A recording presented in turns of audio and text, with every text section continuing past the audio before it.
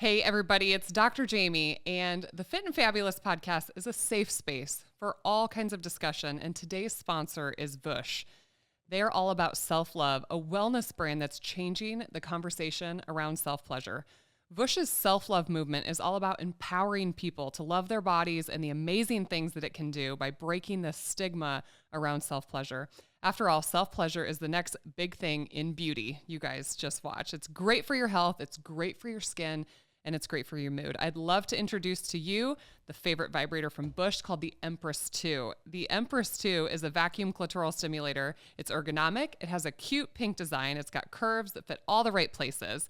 It's got powerful vacuum technology. It's 100% waterproof. Perfect for bubble bath time. There's 40 pleasure combinations, something that works for every body.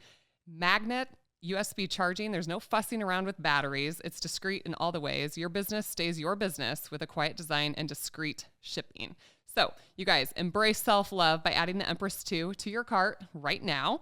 You can use the code FITFAB, that's FITFAB, for an exclusive 60% discount on the Empress 2.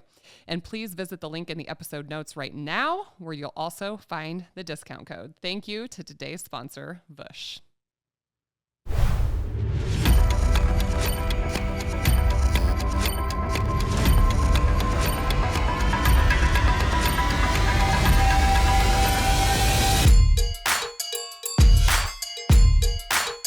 Welcome to the Fit and Fabulous podcast with Dr. Jaime Seaman. Hello, everybody. It's Dr. Jaime. Welcome back to the Fit and Fabulous podcast. Today's episode, you guys are going to die. If you're a woman who've had a baby or over the age of 40, I highly suggest you go to the bathroom and pee. Just go ahead and pause the podcast really quickly and make sure you empty your bladder because this is going to be a pee your pants kind of episode. Thank you guys for everybody that's listened to our previous episodes on the Fit and Fabulous podcast. You guys have helped us grow this thing so quickly all around the world. You guys have seen me sharing the metrics, so many different countries. And today's guest is not even originally from the United States. He's from Australia. I don't know if you guys have heard of him, but his name is Luke Cook. He was born in Australia, Sydney. Sydney, is that right, Luke? That's correct. Yeah. If you browse the internet, he's approximately 6 foot tall. He is married, but not cheating on his wife. He's not gay. And it's amazing what you can find on Google, Luke. What's more amazing than what you can find is what people are asking. Yeah. Like, is he gay? Is he divorced? What's going on? And it's like, well, People are so unhappy with their own lives. They just want interesting things in other people's lives. Well, tell us, who's Luke Cook? Who are you? What have you done? Where have you been? I'm an actor. First and foremost, I feel like I'm an actor, and then I do comedy stuff all over the internet. And I kind of got my big break doing a show called Sabrina, The Chilling Adventures of Sabrina, which was a spin-off of the 90s sitcom that's more serious. And I played Lucifer in that show. And the kind of entry of my character was a big deal. And then people just started following me on Instagram. And I was already doing silly stuff on the internet, but no one was following me. And then now I do silly stuff, but people follow me, which is kind of is more fun. It's just more pressure because you really see what's funny and what's not. When no one follows you, you don't know what's funny and what's not. You don't know what works. But that's my deal. It's not like the instantaneous laughter of like a comedy club. Yes, exactly. Like that people tell you what's funny and what's not. Some people literally just tell you like, that's not funny. Well, it's subjective. There's always going to be people on Instagram that don't. I mean, heck, yeah. My favorite thing is when you see people tag their friends and go, "Oh my God, you got to follow this guy," and the friend will respond, "Oh, that's not funny." It's like, "Oh, I guess I'm not getting a follow from them," and that's okay. But it is interesting. It is real-time feedback. And then on top of being an actor, I'm a dad. I'm a husband. But I'm heavily into health and wellness. I kind of recently have got into CrossFit in the last year, but I've always been. Or in the last 6 years, I started biohacking and got into eating red meat, which I'd always been told was not good for me.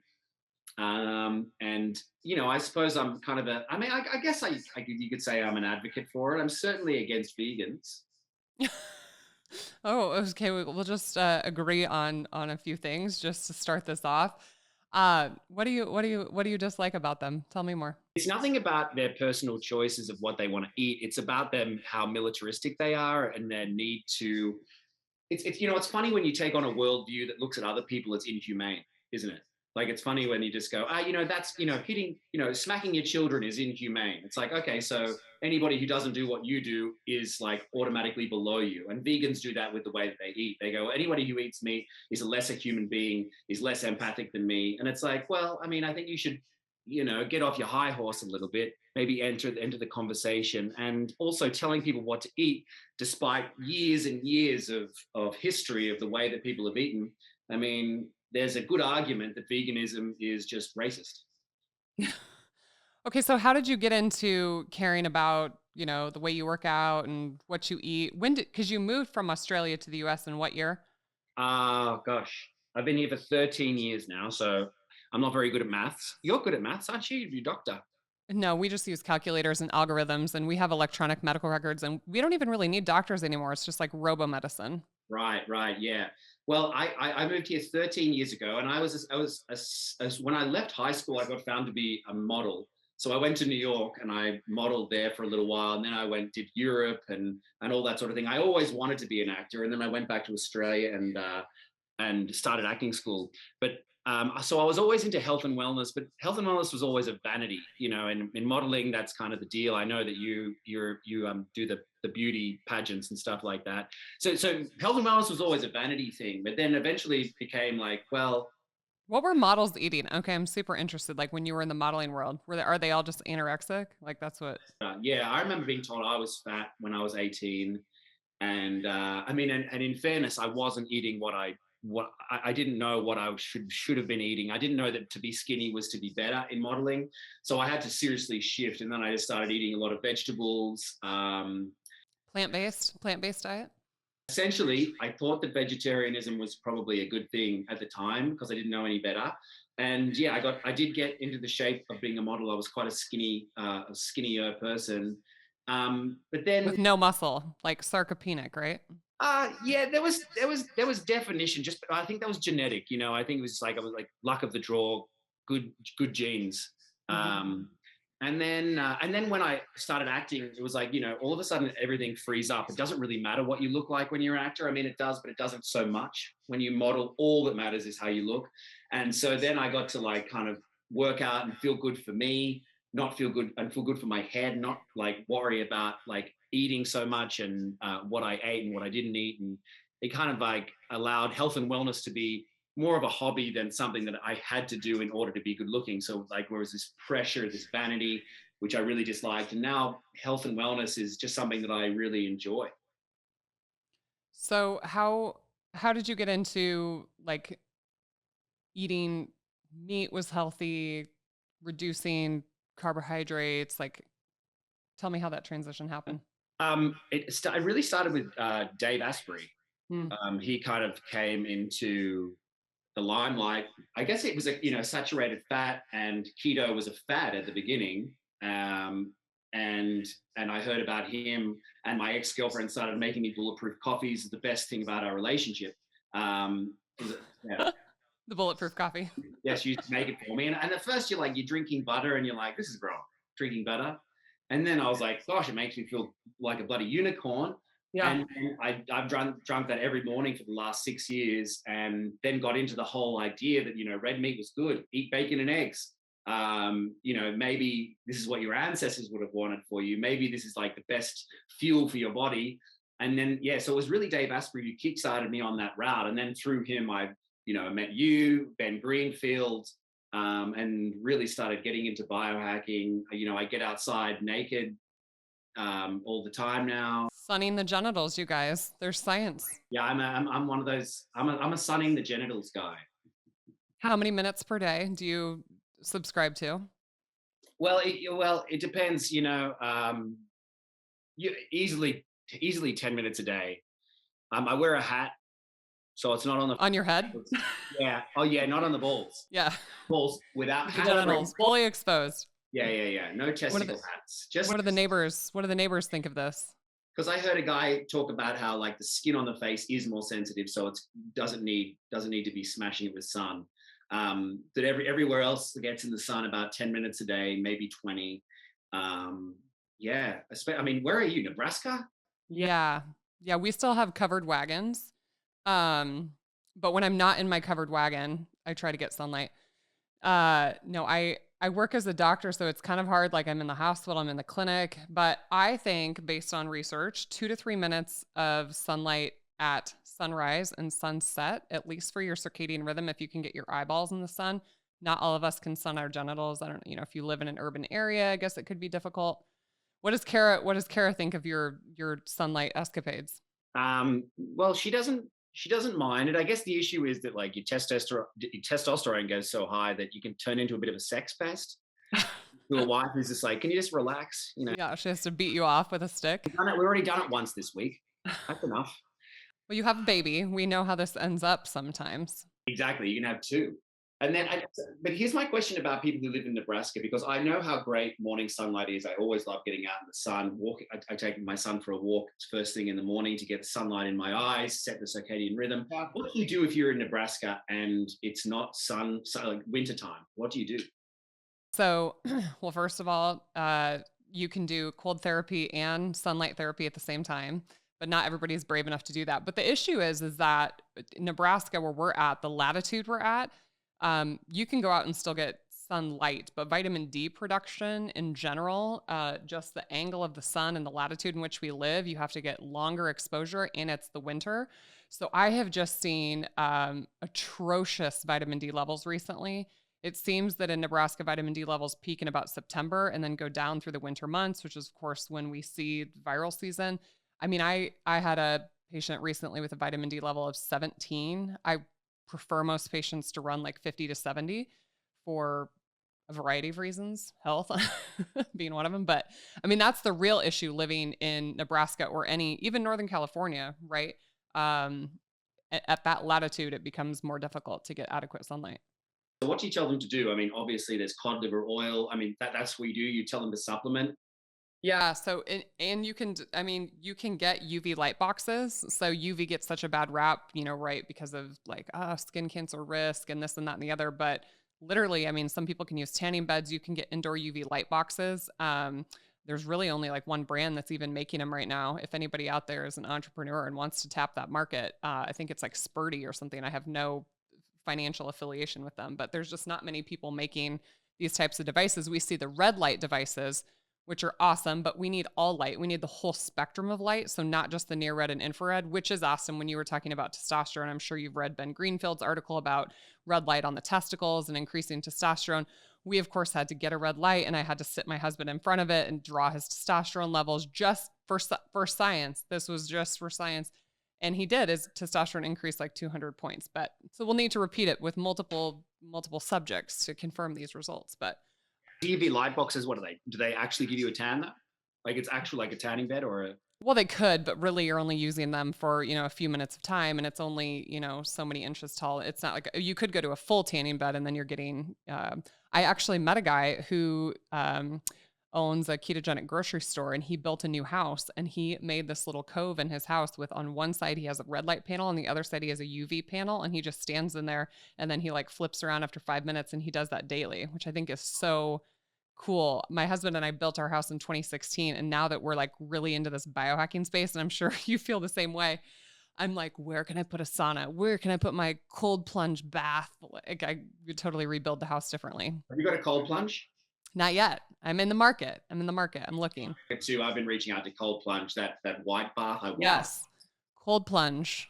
Luke and I would like to participate in representing your company. Thank you. Plunge will do anything you want. I have a question. I have a question, vagina doctor, because what does it mean for women to get out naked? Is there any research on getting your vagina out in the sun? So not really. So a lot of the benefits with sunning the testicles is that the scrotal skin is really thin, and so the testicles, one of the cell that literally makes testosterone is called the Leydig cells, and the scrotal skin is really thin, and so it can absorb the light rays. But the ovaries are pretty deep inside the pelvis, and yeah, I mean, so the outside of it is called the vulva, and there's not really any benefit, it's not any different than the other skin on your body, I guess, per se. This is just my favorite subject of all time. Yeah. But I mean, sunlight in general, the more skin you can have exposed, the better, within legal bounds, per se. Okay. So tell us what your daily schedule's like with all your cool biohacking and red meat eating and working out. It's the biohacking's been pared back. I haven't gotten in front of the red light in quite a while, but this is what I do every day. I wake up at around 7 and get my son up, feed him breakfast, drink a big glass of water, and then I put him on in a little pack in the front of me, and I go for a walk up a hill or for about a half an hour walk, which is a really good amount of time. Or I never wear shoes, just generally, just because I don't ever have to leave the house to go to work. I So love you're completely barefoot on your walk. always completely barefoot.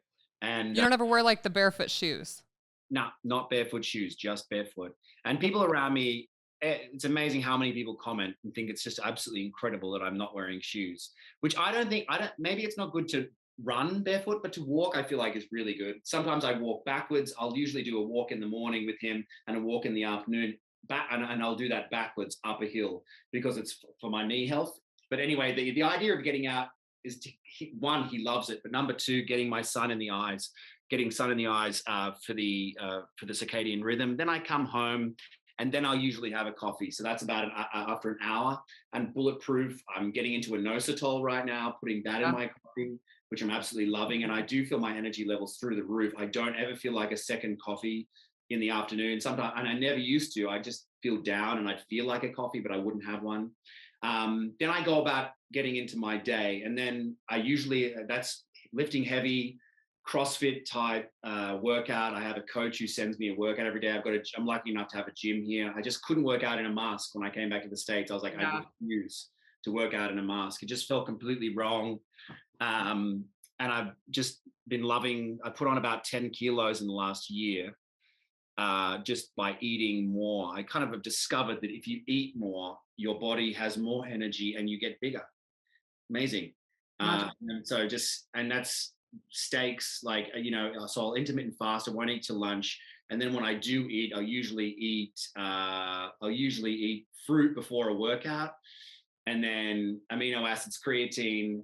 Then I'll eat a big protein shake and a steak and eggs. And it's just been incredible watching, honestly, like just from a aesthetic standpoint, to watch my body grow and go, actually, this is what you're supposed to look like a little bit more. Like this is maybe your natural body type. Like if you were out on the plains of Australia trying to chase down a kangaroo. Yeah, chasing down kangaroo, wrestling crocodiles, and then eating that animal. This is what you should probably look like. But I've really enjoyed getting into nutrition. I work with a sports dietitian briefly. Her name is the Sports Dietitian on Instagram, and she's big into helping you perform at your best. It's not necessarily about aesthetics, and she's not into the keto thing. She's all about carbohydrate intake. And so I got into that, but then I was like, I just don't feel like it's right for me eating all these carbs and thinking about macros and eating toast. And I was like, and so I stopped. Now I'm back on essentially a keto diet, but with a lot of fruit. Yeah. And that's my deal. And then my sleep, I've been getting into my sleep, taking chamomile serum before bed, taking theanine and magnesium threonate 45 minutes before bed, wearing red light glasses about an hour before bed. And my sleep is up. My deep sleep is up in 2 hours. You track it. You track your sleep. Aura, yeah. And I was tracking it, and it was only an hour for the longest time. And it's just consistency. And that's what I'm realizing about fitness and diet and sleep. It's like consistency, consistently taking same, similar things, going to bed at the same time, waking up at the same time. It just, deep sleep has jumped an hour. That's incredible. So so consistency is something that I've really learned. But anyway, tell me about your morning routine, because you get up what looks like before the sun rises and go to the gym. So real quickly, before I tell you my routine, do you think that all of this that you've done helps you be a better actor, human, husband? What is it? What is better about this lifestyle as opposed to how you used to live? 1000%. 1000% better. I mean, just doing yourself little favors like that, it's an act of self-love, exercising, eating right, sleeping right, huge act of self-love. I mean, my battle will always be against my mood. That's my biggest battle in life. Will always be like, how am I going to wake up today? I'm going to be a bad mood or a good mood? Yeah. What do you do? What do you do when you're filming? Like, what is it like when are you like on set? Do you have to go to location for some of the projects you've done? Like, then what does it look like? Oh yeah, absolutely. Well, that always gets you know trying to take care of yourself in those parameters, where you maybe can't get an hour workout in or an hour and a half workout in the day, or eat perfectly because you can't make yourself the food. To try and do it within those parameters, that's when it kind of gets exciting. It's like, okay, so how can I eat what I know is good and yet it be a bunch of sandwiches. You know what I'm saying? Because it's what's Mhm. provided for you. And doing it within those parameters is kind of challenging and exciting. So I always bring my own snacks, number one, to set. So I'll bring liver chips, I'll bring hard boiled eggs. I was going to ask if you eat organ meats. Yeah. Or I mean, it doesn't taste good to me, but I I was know going that to it's great. give me 3 words that describe what liver tastes like. It's cat food. I'm going to be giving you two. It's cat food. Yeah, I think it tastes like a dirty gym sock. Like every time I'm like, dirty gym sock. My husband just tastes like he just tastes like the iron. Like he just thinks it's like more metallic.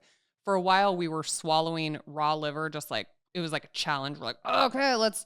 And every time I did it, I felt like I just drank 3 5-hour energy drinks. Like I felt amazing. But I do more desiccated now, or yeah, like carnivore crisps and things like that. Carnival crisps. Yeah, I was So wondering good. what do you say to people when they ask, "Oh, but isn't the liver a filter?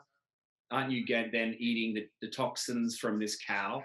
Do you know what I'm saying? People ask that question. Well, it's a filter in the sense that the liver is involved with all these I hate the word detox, like detoxificate, like it's involved in metabolism of everything we put in our body, but also all the substances our own body makes. So that estrogen that your ovaries and testicles make, like it goes through the same quote unquote detoxification pathways in the liver, but it doesn't store them. Like it just goes through the process and then everything gets excreted in the urine and the feces. So like if you're drinking urine, like that's a problem. Or if you're like eating poop, I don't know, I guess maybe that'd be good for the microbiome. Like there are things like fecal transplants, but eating liver, like the liver doesn't store it. Yes, and furthermore, it's a cow's liver that's eaten grass its whole life. It's not like a human's liver who's been It's not slathering itself in cosmetics and chemicals and exactly. Anyway, I bloody love liver, and I eat a pack of those carnivore Aurelius liver crisps a yeah. day. I love those. He's hilarious, by the way. I'm yet to have anything to do with him. Yeah. He's emailed me a few times, and Yeah. I've heard from many people how funny he is. Yeah, but so my daily routine, um, I wake up I used to wake up at 4:30. I've changed my workout routine a little bit. So now I actually quote unquote sleep in till like 5:30. But I typically wake up very early and the first thing I do is my workout. So that's my kind of motto, pay yourself first, because I know if I get my workout in, I just tend to I function better. Like I just do. Even if let's say I skip the workout and try to sleep in 2 more hours, total drag. Like just I function better when I wake up and I get my workout in. And then I'm usually off to the clinic or the hospital, rounding on patients, doing surgeries, looking at lots of vaginas, and then I eat my eating schedule. I start to get hungry around 11 o'clock. I a lot of times just fast till 11 o'clock. I'm not a coffee person, and it's mostly hot drinks aren't my thing. When nitro coffee became a thing, I got into that and I love a nitro coffee with some heavy cream in it. Um, I will do MCT oil sometimes, but I usually don't eat till lunchtime and I usually have meat and I've experimented with whole food carbs off and on. But I eat a lot of red meat and a lot of eggs. I'll eat some wild caught salmon when I can get, hold of it in Nebraska because we don't live next to the ocean. So seafood can be sketchy, but I love shrimp too. Scallops. I'll eat chicken occasionally, but not very often. I've eaten so much chicken over my lifetime. I'm over it, and it's just the more Chicken is the most boring. But I have a question about when you get tired at work in the afternoon. What do you do? Well, I for a while was experimenting with exogenous ketones, and I do think that that can make a huge difference. Like if you start to get like boredom, craving, tired, kind of hungry feelings, I think exogenous ketones are awesome. I'm not opposed to eating some carnivore crisps at my desk, but tired. I don't know. I use some caffeine, but I don't find that I hit that slump anymore. I used to when I was eating a lot of carbohydrates. I used to hit that 2 o'clock slump, and I definitely at like 7, 8 o'clock at night, once my kids went to bed, I was like a corpse crawling across the floor. And I thought that's what life was like when you have, because I've got 3 kids, and you'll soon find out there's no way you have to have more than one baby. Your baby is like a clone of your wife. And your wife is beautiful. So this little boy is going to yeah, he's gonna need an agent very quickly. That's what we're trying to do. We're trying to create an entire family of hotties. That's all we care about. As long as they're looking, they don't have to be nice. But I just feel I feel and function. I'm a better doctor, I feel like an optimal human. Yes. Amen.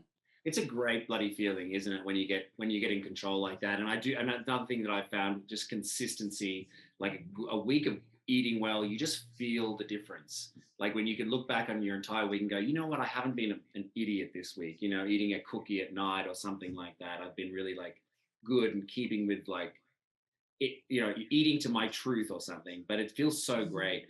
And and I think it's annoying to hear, if you're an unhealthy person and you want to get healthy, it's kind of annoying to hear that consistency is key, because it's like, oh, it means hard work over time. It means not a 30-day blast. It means like, oh, for the rest of my life, I have to be consistent to this thing.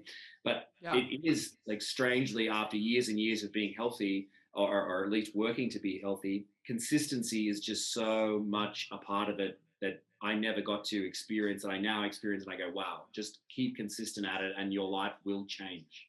Do you ever just slide off the rails and like eat some pizza and whatever? Weekends, I tend to if I'm going to do it, it's going to be on the weekend. And I do love pizza. I love cheese, not raw cheese, cooked cheese only. I don't know. I just can't eat raw cheese. Never have been able to. Burgers, but I see whenever I do that, I still try and like be like, if I'll a grass-fed burger, like it gives me joy. There used to be a place here called Bel Campo. I used to love eating that stuff, and I would not feel bad about it at all. And that was so fun, where you can get your naughtiness in. That's also good for you. What's it like being an actor in LA and living this way? Are people just annoyed with you? This isn't the norm out there.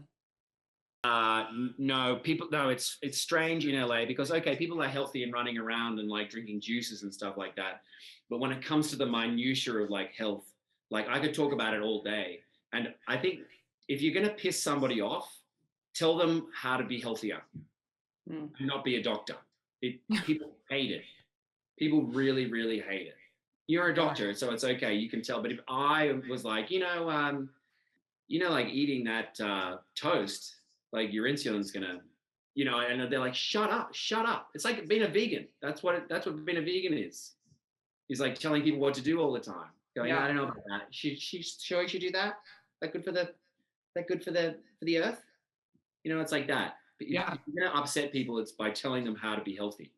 Yeah, just the dogma associated with it. I mean, from my perspective, show me your numbers. If you have great metabolic markers and you're a happy, healthy, thriving human being, I don't care what you're eating.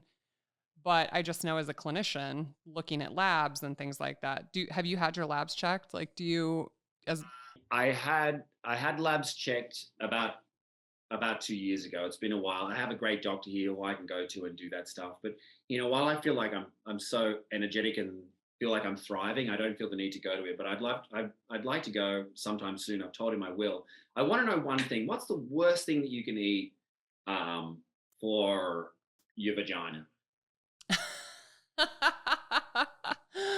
Let's see. Well, I mean, food doesn't travel to the vagina, I guess, unless you put it in there per se. But well, I mean, but hyperglycemia, like diabetic patients, diabetic patients have increased risk of like yeast I mean, things that could mess up the vaginal microbiome. And there's people out there listening that are going to say like, your diet has nothing to do with the vaginal microbiome. But like the reality is that what we're going to find out in the next 10, 15, 20 years is that bacteria and viruses probably are bigger determinants of our health than we realize.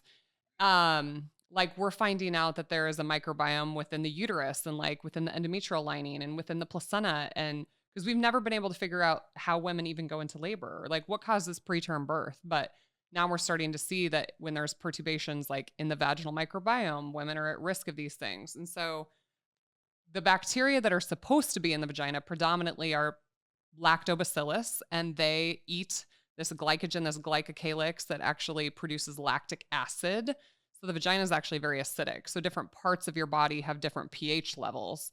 And the vagina does a pretty good job of being a self-cleansing organ, creating that acid. It keeps all the bad bacteria at bay. But from a health perspective, there's not particularly a food that would cause problems in the vagina, but just nutrition in general and like your overall metabolic health is probably more important, I would say. And then have you ever, have you ever dealt with a vagina that when you saw it, you were just amazed?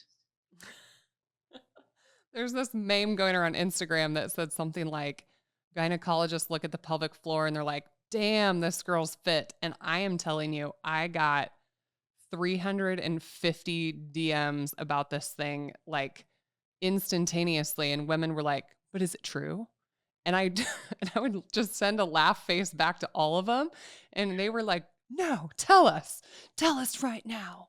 But Idea would be like if like a gynecologist could be able to feel a strong pelvic floor, and then yeah, you could tell if right. someone's fit. Right. It's like if I look at Luke Cook's bicep, it might look strong, but I don't know how strong it is unless I ask him to flex and I feel it or I give him a weight and see how much it can hold. Visually, when you look at if you're doing a pelvic exam, we can't even see the vagina or the pelvic floor because the vulva is in the way. The vulva is the labia and the clitoris and all the things that are on the outside. So first of all, that has nothing to do with the strength of the pelvic floor. So that's okay, the first thing that people need to hear. But the vulva is like your face. Like the sides might not be equal. Everybody's face looks different. You might have a beard, you might have no beard. Like they all come in every shape and size. But it would be very subjective for me to look and say like this is a really pretty vulva. That's very subjective. Yes, but I'm asking, in your subjectivity, have you ever seen a vagina that you're like, wow? Yeah, I mean they're right, there would have to be like a top 10. Yeah, and There's no plaques. There's no like plaques on the walls in my office or anything like that, but I've seen those artworks. Have you seen those artworks where it's like it's a plaster of like 30 different women's vagina, their vulvas? totally. And I just on Thanksgiving, I don't know which Instagram it is. I wish I could tell you all to go look at it right now, but there's a lady that owns a bakery. I want to say it was in New York, but she's an artist of some kind, but she bakes pies and the tops of the pies are all different vulvas. And it's her way of spreading education about women's vulvas. I'm all about that education because I feel like it is damaging. And I know, particularly, like for instance, like pornography has damaged a lot of people's ideas of what's normal. And there's really no normal, is there? Right, right. And I love how you use this Louise character to bring education to the social media world. Where did you come up with this idea? Well, so for anyone out there who doesn't know, I do this character named Louise Higginbotham, who's a typical Australian housewife, and it's based on my mum. And the thing about Wait, you're making fun of your own mom? That's what you're doing? yes, but despite her being a lovely conservative Christian woman, she's and very polite. There's no taboo subject. There's nothing you can say that will shock her. She's heard it all before, darling. She's seen it all before. And so when it comes to talking about sex, she's more than happy to to like overshare or whatever. Okay, so for instance, when one day my mum came home from the shops from like Coles, which is like Whole Foods or whatever here, Cool. Ralph's. Does she live in California? No. She's back home in Australia. Yeah, Coles is spelled differently. It's in Australia. She came I was home. like, they have Coles in Australia. No, not K. It's Coles. But anyway, she came home and my best mate was over. We were like 17. And so she's putting all the shopping up on the bench in order to put it away. And she plonks down this large bottle of lubricant. And my friend looks at it and taps me, and I'm like, oh my. And I go to mom and I go, Mom, could you put the lubricant away? And she goes, well, that's life, darling. And that's my mum. It's just like, nah, we're not. It's okay. This is. We have sex. It's true. We're in our 60s and we still do it. Did you ever walk in on your parents having sex? No. There was hesitation there. Yeah, no. Well, I really had to think about it because Did your therapist tell you to block it out of your memory or what? my brother has, and so I've heard stories from him, and so when it gets in there, and you kind of think, is that my story? Is that somebody else's story? Okay, yeah. Mm-hmm. Anyway, it's not funny and it's not to be talked about. It's like when you wake up from a dream and you're like, wait, did that really happen? Exactly, but they caught me once. It was dreadful. Oh, that's even better. Every mother's dream. It's not even, we shouldn't even be talking about it, but my mum crying was just the worst thing ever. I thought she had seen everything. Yeah, she's seen everything, but my parents are Christian. My dad is a minister, and the woman was not my wife. He was a girlfriend. So we shouldn't have been doing it, and we got caught, and it was one of the worst days of my life. It was so awful. And like coming downstairs and like, I didn't know they were home. Why am I telling this story on a public podcast? It's like, making you story. real and authentic, but we have nowhere to go but up right now. Yeah, let me tell it, because it's probably good to therapize about this, because, so they're at church, right? They're at church. It's a Sunday morning, and me and my girlfriend not allowed to sleep in the same room, so we come together, and like my parents are gone for a couple of hours, and the stupidness of me, I put on music so I don't hear them come home. Like a slow jam? Yeah, slow jams. Yeah, exactly. And Boys to Men, more specifically. And my dad walks past. Good album. Really good album. And my dad walks past the room and must have just briefly seen, and I think went downstairs to my mum and said, "You're not going upstairs." And that's like saying, "Don't look." Then like the music stops. Somehow it's like, the change of song, and I hear my mum's whistle. Something. I just hear that they're home, and I'm like, "Well, where are they? Are they downstairs? Have they come up yet?" And my dad has already been up there, and I come down, and I'm red-faced, and my dad just is speechless, looks at me, and I know what he's seen. And then we had the most awkward lunch in the whole I've ever had. And my mum broke down over lunch. And we've never talked about it since. So that's why it's such therapy. Until this Christmas, it's going to get talked about. I heard that podcast you're on with that vagina doctor. Anyway, it feels good to be married now and in a relationship that they're happy with me, and now I can now be sex positive and like, talk about sex openly, and like. How did you meet Kara? So for those of you that don't know, he's married to a very beautiful woman, Kara Wilson. She's a stylist, is that right? Yeah, she dresses a few celebrities. She dresses Lindsey Vonn. Oh, like that. Yeah. In Nebraska, so you might know. Me and Kara met. Her best friend used to come to my fitness class. I used to be a trainer back in the day, before I made it in acting, and her best friend used to come to my class, and then we became friends. I added her on Instagram. I saw Kara on her stories and was like, who is that? She set me up on a date with Kara. We went on the date. I had no idea Kara was Australian, and then we found out on that date. It was immediate. I was like, I want to marry this woman as soon as we sat down. And Kara found out she was Australian. Not only that, we grew up 2 minutes from each other. No way. And so we met in America, even though we grew up 2 minutes from each other in this very small, like unknown suburb in Sydney. But it was very immediate. And I knew like I had to impregnate this woman.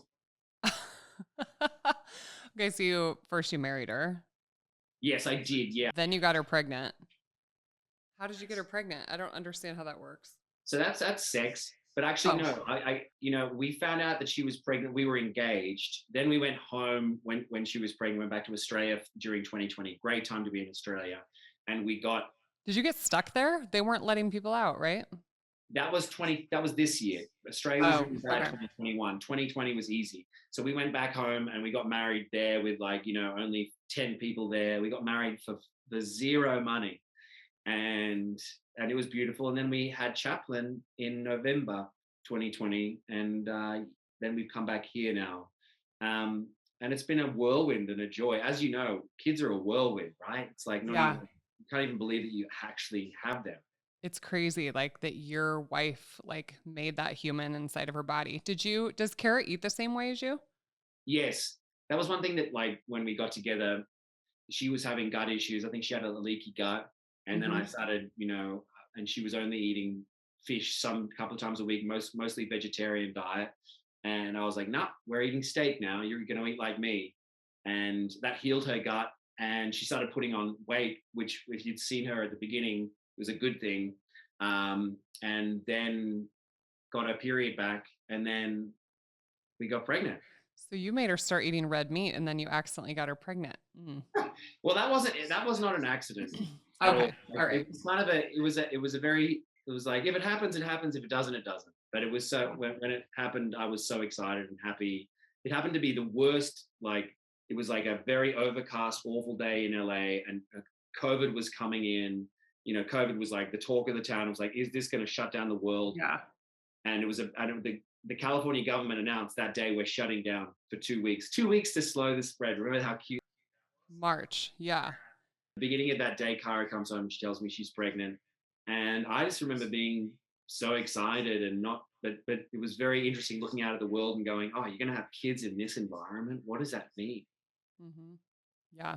Okay. Without oversharing, if Kara doesn't want you to overshare, but talk to me about the birth of your child. Like, had you ever seen a baby born before? Like, I'd seen videos on YouTube and things like that, and it was a C-section. The baby wouldn't turn, uh, oh, which was upsetting to Kara. She really wanted to go the natural route, but in the end, we had a C-section, and it was such a fascinating day. I remember being more nervous than she was, and then coming in and seeing her naked, laying on a table with like drawings on her big belly, and she looks at me and come and I hug her, and then they put a divider up between us, and the two doctors are sitting there, and they're on the other side of the divider. I could hear them talking, and they're talking about not things that anything to do with what they're doing. They're talking about where they, like, well, who are you banking with? That's what they were talking about. And so they were talking about absolutely nothing. And I'm just hugging Kara and kissing her. And we get to play our own music over there. So we played Cigarettes After Sex, which is what he was conceived to, we think. Great band. Great band. That band is just for having sex to, by the way. If you need lovemaking music, that's great stuff. the 2021 Boys to Men, you guys. and then we were kissing, and then all of a sudden like within 5 minutes, the doctor just goes, "I think you got a friend here to see ya," and he looks up Chaplin over the thing, and then, oh, waterworks. I couldn't believe it, because actually, even though I'm an actor who's kind of in touch with his emotions, to just be able to, I couldn't believe it. I just cried immediately. I was just like, bam. And it was such a special moment. I was the first. They plonked him down on Kara briefly. Then they wrapped him. I took him. They weighed him. I cut the cord, and I just remember being blown away that this little thing was now here. And I remember thinking he was so cute. And then you look back at pictures and you're like, no, he wasn't cute. He's cute now. But I remember thinking how beautiful he was. He was not. It's like it's like vaginas. Like there's a spectrum. I mean, there are really cute babies. There are really cute newborn babies. But I mean, they all look a little squishy and, some of them are really hairy, like they get that. Do you deliver babies? Yes, and I do this C-section that you speak of. Like that's like what I do for a living. Yeah, I do C-sections, I do surgeries, like hysterectomies, deliver babies, all of that. And then, I mean, I suppose it's similar, like with looking at a vagina and looking at a newborn baby. Do you ever have to politely smile and just go, okay? You mean like if they're not cute? Yeah, I mean, I'm very professional in my job. Yeah. And then next question: have you ever? This might be rude, but I mean, have you ever smelt one like a vagina and been like, Well, actually, the five senses, we use all five senses as a doctor. Like if you have a wound, we smell it. But the vagina, because we talked about the normal bacteria, the lactobacillus, and if the pH of the vagina starts to rise, you can get a condition called bacterial vaginosis, which is where you start to see a change in the microbiome. Gardnerella tends to be the bacteria that will sometimes predominate, but there's other bacteria, atobium, and a few others. But it will start to have more of an amine odor, so like more of like a fishy odor. But like I want since we're talking about sex positivity, the vagina always has a smell to it. Like I think that as a society, we think women are like dirty. If you walk down the aisle at Target, it's like, because I have three daughters, so I'm really like passionate about this. Like, there's 9,000 products that are like vaginal washes, vaginal wipes, vaginal shampoos, moisturizers, lubricants, like scented tampons, like all this craziness. And like I said earlier, the vagina is a self cleansing organ, but like it has bacteria just like your skin, like just like you smell when you come home from the gym. You know, the vagina has a normal smell to it. And that is, I mean, you can sometimes when people get like a very like flourishing bacterial vaginosis, like you can smell it before you even do the exam. Like sometimes, and I'm not saying this like in any degrading like way, but like sometimes you can smell it just walking into a small clinical room. right? Which is, it's actually just letting you know, isn't it? Yeah. I mean, it's part of it's not like there's not anything weird about it. Like people get vaginal infections, like men get infections in their penises. Like it's just like it's part of the world.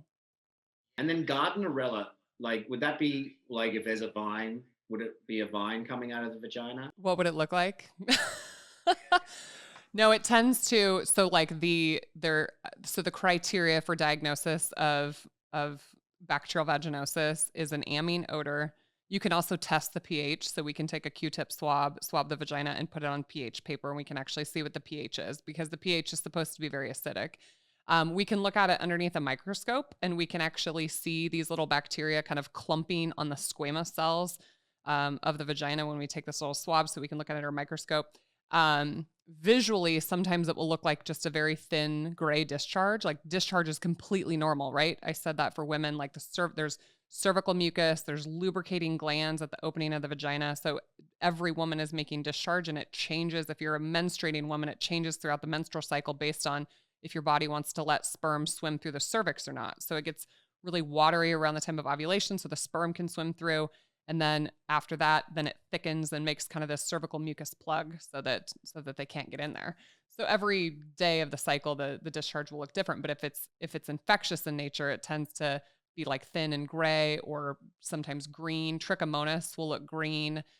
Yeast will look like thick, chunky and white. So yeah, this is all part of the diagnosis. Amazing. Now, okay, this is a great question, but I don't know if you'll be able to answer it.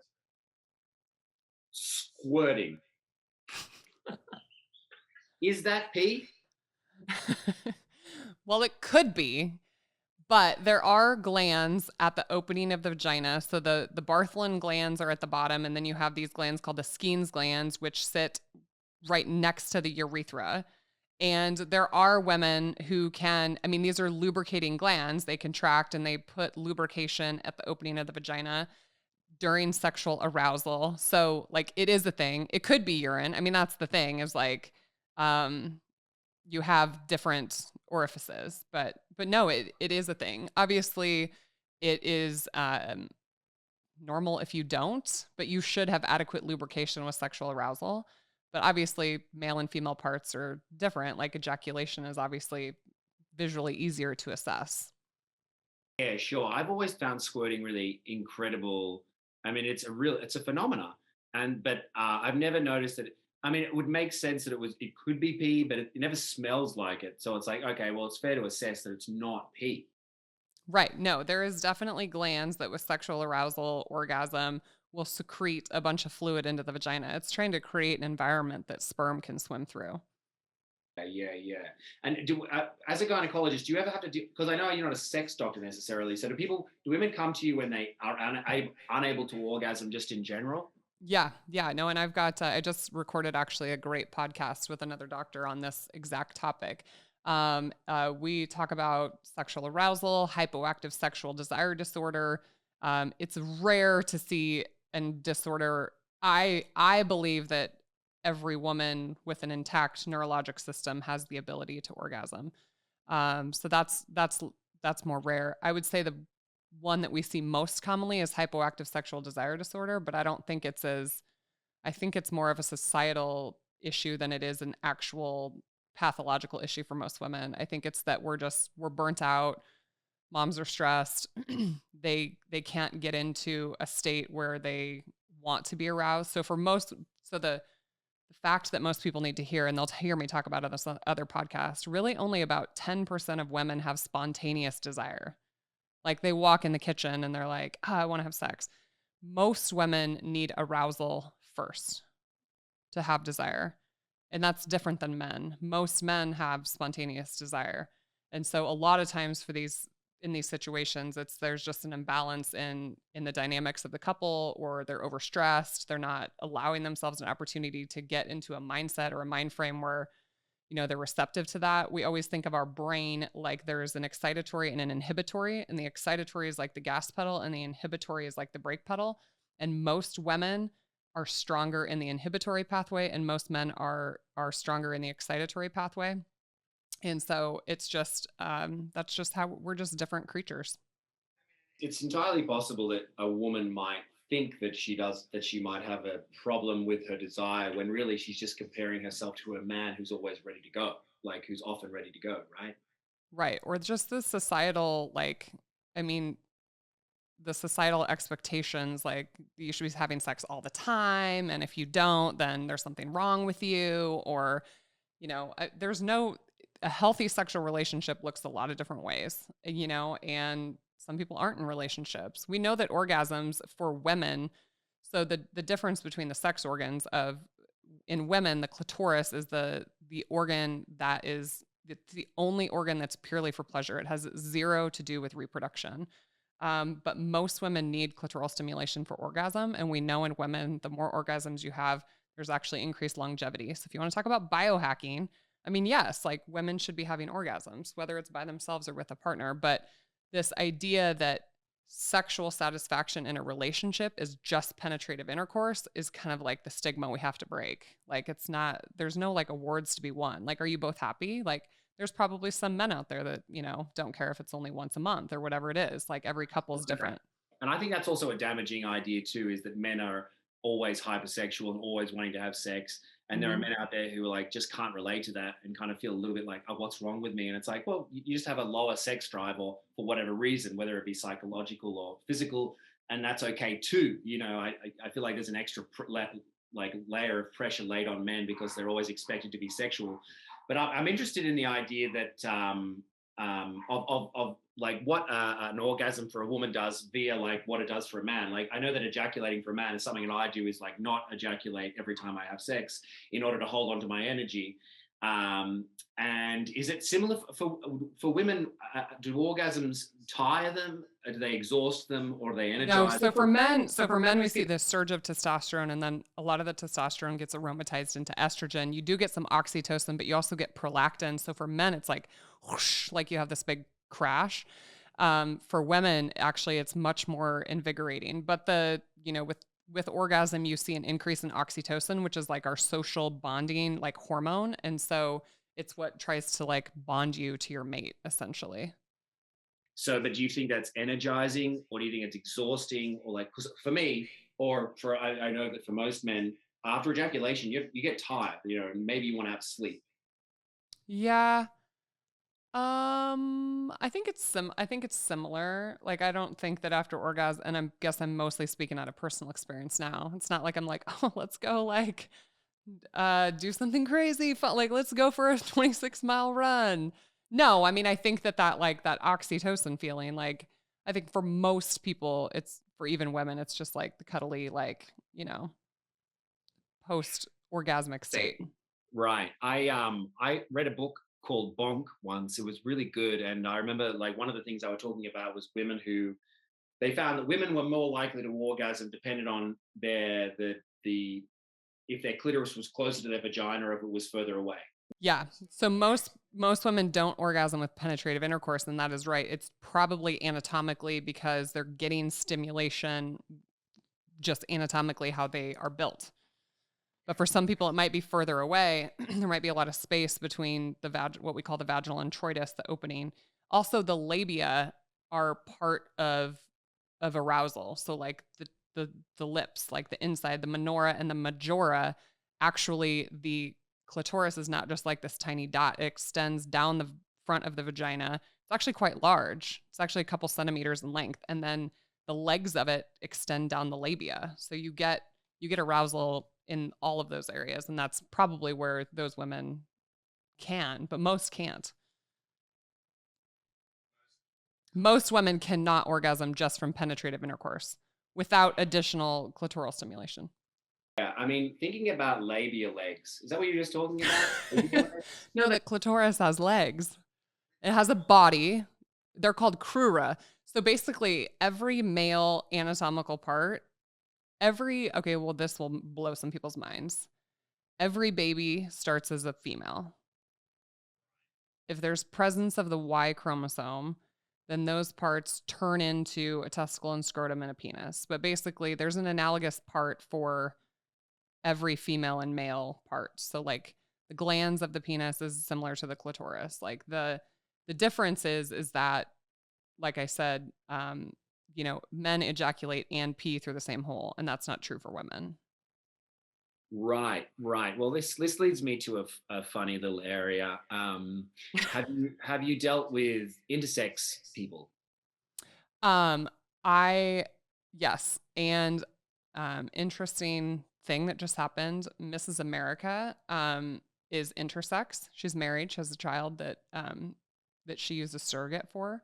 But it is a thing. So a variety of things. So a male fetus could be born with something called androgen insensitivity. Actually, there's Jamie Lee Curtis was born with this condition. So this is just my assumption, but probably the same thing that Mrs. America had. But basically, they don't have the receptor for the testosterone, so they never masculinize. They never get the male features, but they don't have a uterus. They just have basically a vagina and then nothing, at the top of it. But yeah, intersex is a thing. We can see sex chromosome abnormalities. I've delivered babies that have XXY chromosomes, XYY, XO, what we call XO, that's Turner syndrome. So they only got one sex chromosome and they missed the second one. So yeah, that's where sometimes you can have babies that have what we call intersex, but it all depends on which part of the genetics they got dealt. And is it more common than we might think? No, it's still rare. I mean, it's still rare, but obviously now with, transgender being more of an open thing, it all just depends on what chromosomes you were born with and what parts you have. So, we can build penises surgically. We can make neo vaginas. It's pretty amazing. There's some talented surgeons out there that can do these things for sure. Yeah, right. That's not your field though, is it? It's a very specialized field. So I do pelvic floor surgery, like for prolapse or incontinence, but I don't do any sort of, sex assignment surgery. And it's hard. There's not many places. A lot of times people will go to other countries to have it done, which is of course like really dangerous. Like you want to make sure that these people know what they're doing. But yeah, totally. Well, how many times? Speaking of the pelvic floor, how many times a day, or how frequently should the average woman or man actually? Because I mean, I think we all have Kegels and pelvic floor muscles. No? Yes. So the pelvic floor in men and women, there are muscles and connective tissue. And obviously women birth babies through their pelvic floor, so it tends to become more of an issue over our lifetime, increases our risk of incontinence. That's why I told everybody to go empty their bladder before this episode. And now we're not laughing enough, but there's more. So yeah, so there's, when you have problems with prolapse, it could be an actual issue with the vagina, right? As we age, we don't make collagen. When we lose our estrogen after menopause, we can have a thinning of the vaginal tissue, but we have this pelvic floor, the connective tissue and the muscles. And just like your biceps, it's like use it or lose it. And so you have to understand how to contract it, not only how to contract it, but how to relax it.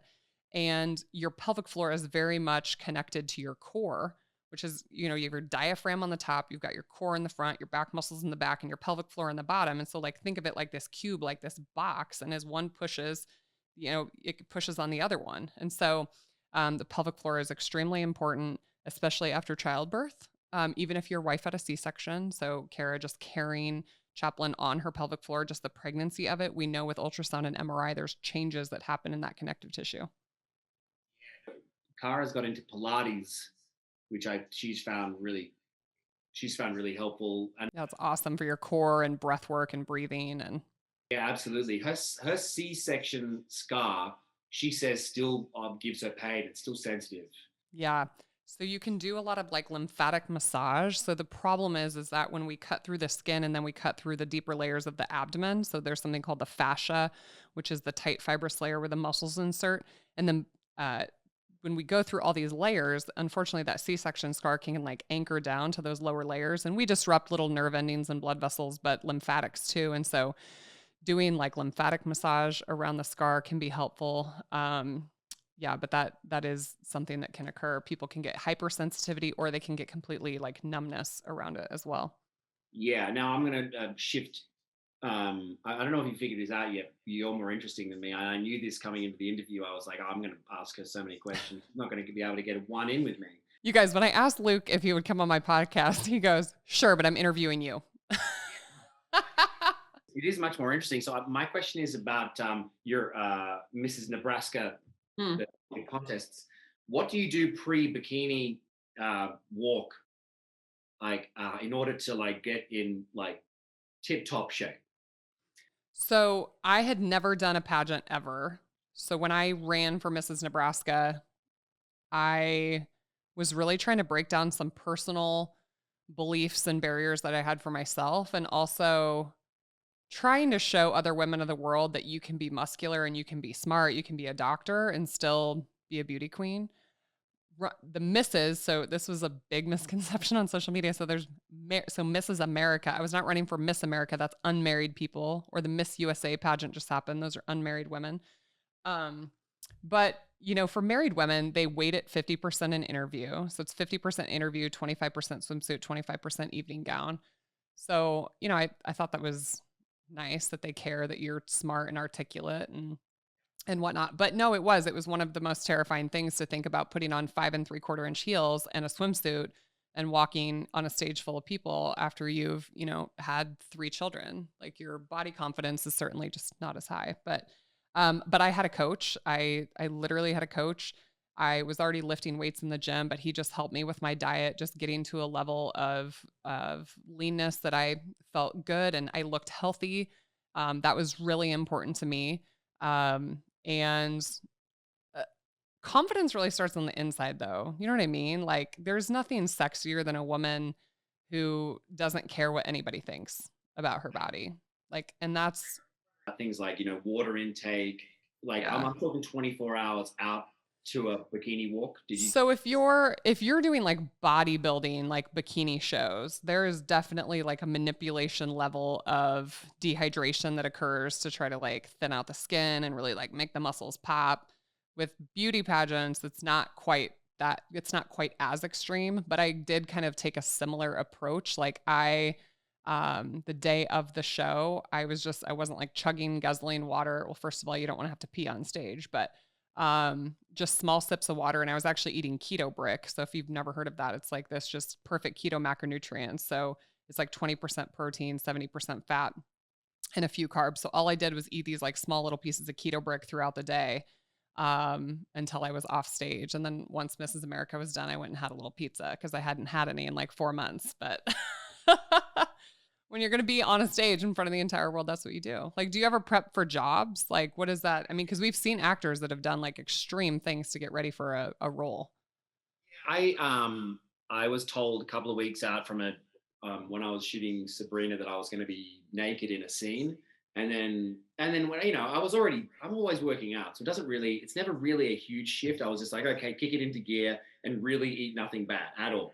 And then about 24 hours out, I started paring back water, not eating so much water, and then the day of not having like very few like any water at all really, and then thick carbohydrates, so bread or muffins, like something that's like dry.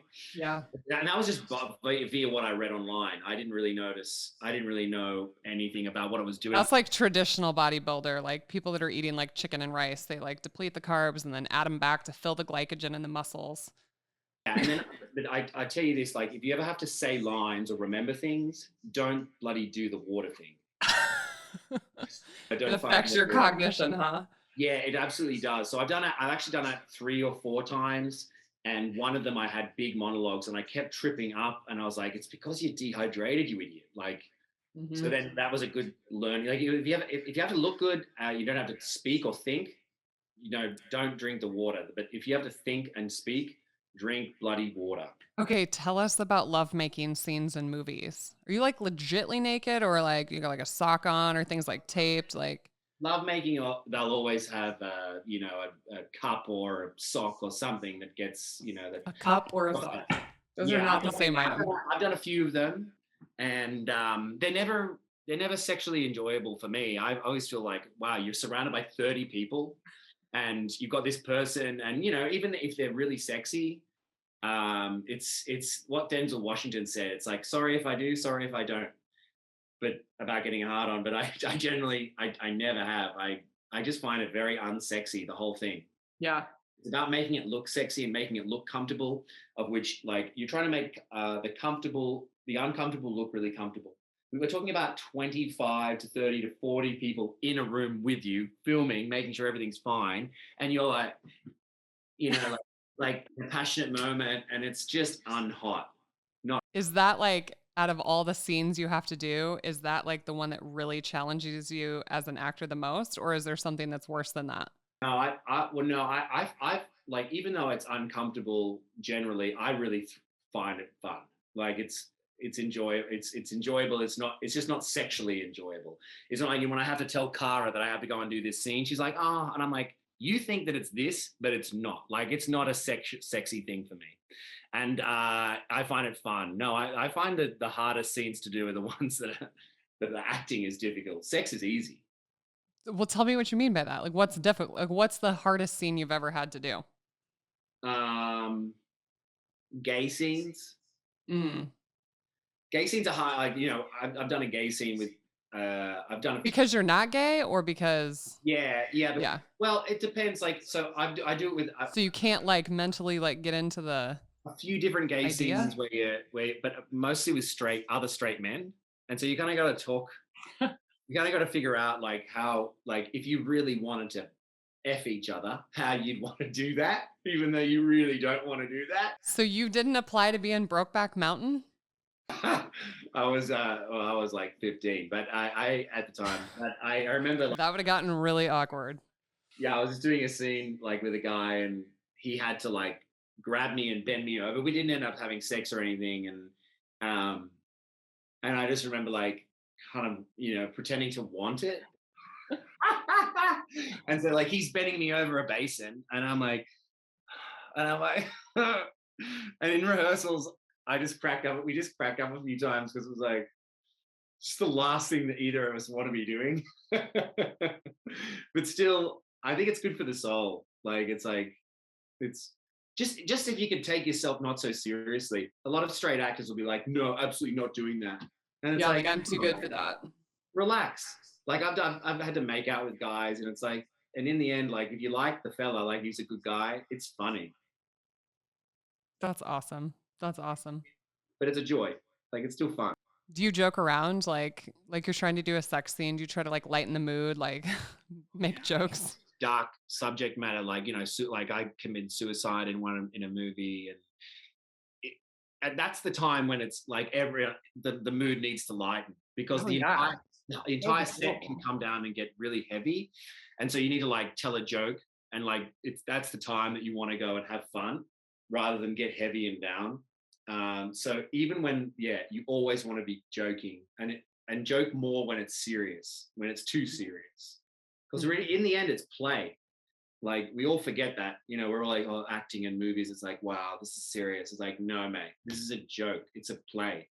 It's a bit of fun. It's dress ups. It's time to have fun. Who's your dream co-star, man or woman? Will Ferrell or Jim Carrey or Ricky Gervais. Okay, those are both really good. Will Ferrell. I'm a huge fan of Will Ferrell. Legend, true legend. Yeah, like during my childhood, he had some big movies like that were. My husband could he's like the movie quote guy. You know what I mean? He could quote a lot of Will Ferrell lines for sure. I saw a meme that was like, before memes, it was just men sitting around a fire quoting Anchorman. Totally. Our first dog, this is how obsessed we might have been. Our first dog was Baxter. Totally from Anchorman. And and he would always be like, "Did you eat a whole wheel of cheese from the refrigerator?" All the time. Well, it's been a joy talking to you. Thanks for hearing my questions about vaginas. Yeah, this is so wonderful. Okay, tell people where to find your social media if they're living under a rock. Great. My handle on Instagram and TikTok is the Luke Cook. With a blue check. Not on TikTok. Oh, not on TikTok, but on Instagram. Yeah. On Instagram, there's a blue check. There's a lot of posers out there. I just had to report a fake Instagram account. Somebody was stealing my pictures this morning. It's so annoying. But they're kind of fun though. They make me laugh. The funniest awkward DM I've ever gotten was somebody wanted to pay me money to wrestle a small man.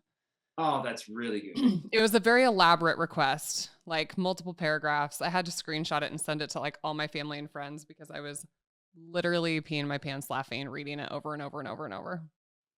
I mean, that's one thing we didn't get to talk about. I'm going to start a podcast and have you on because I want to hear about the gladiator stuff too. Yeah. Well, when you started talking about movie sets, I signed all my contracts. I can talk about it now.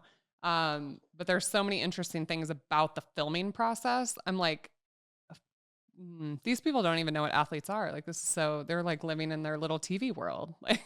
I'm going to hear about that. So yeah, we'll totally talk about that. Okay. Well, give Kara and Chaplin our best.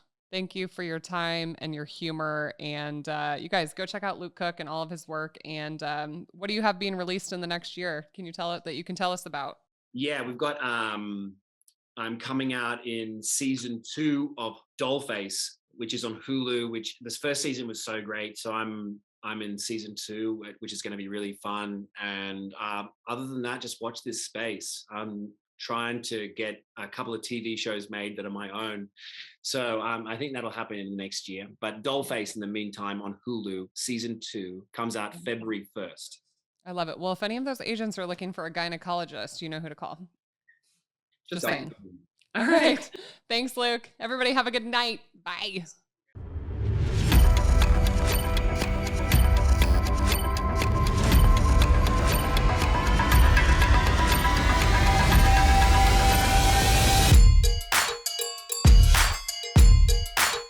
Welcome to the Fit and Fabulous podcast with Dr. Jaime Seaman.